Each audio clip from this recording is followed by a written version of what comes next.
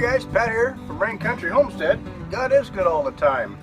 And I wanted to give you guys an update on an experiment that I have tried, recommended from a few different of our viewers.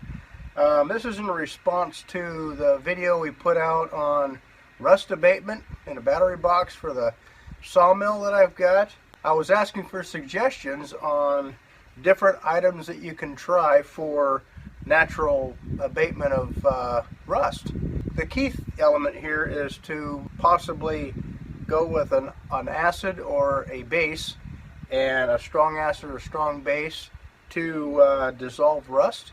And there were several of our viewers mentioned just white vinegar, and so I took a gallon of white vinegar and done a little test on a severely rusted piece of metal. And what this metal is, I let it soak overnight in a gallon of white vinegar. Well, the white vinegar seems to be doing the trick. As you can see, the metal is badly pitted due to battery acid. This came out of my 2002 GMC pickup. Right now I am rebuilding the air conditioning unit in it, and noticed that when I was doing the work that we had this problem going on underneath the battery.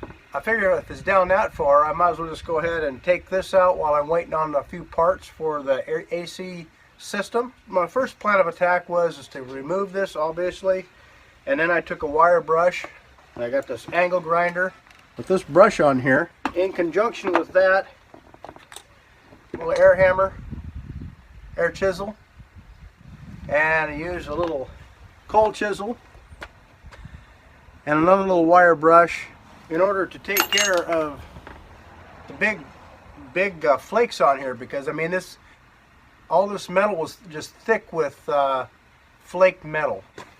There's parts of it that are actually eat clear through, but it has still enough structural value that I don't think it's a big deal.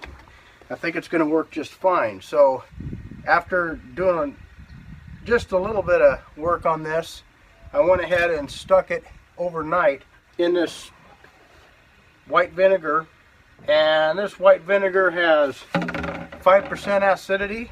I know there's probably stronger, like muriatic acid and different things that might work a little faster. This part was submerged in the solution and in the acid.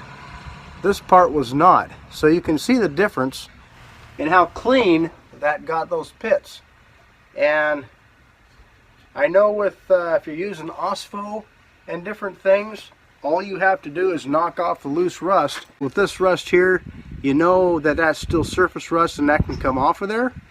But from what I understand with OSFO, you could just paint over that and let that OSFO soak into this, and it neutralizes the rust.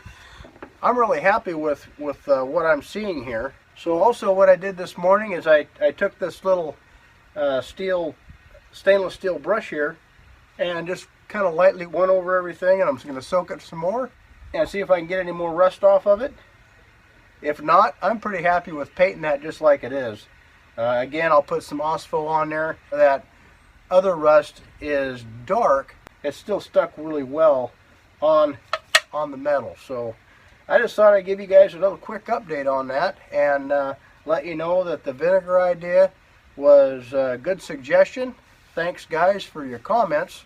I think we can all learn from each other.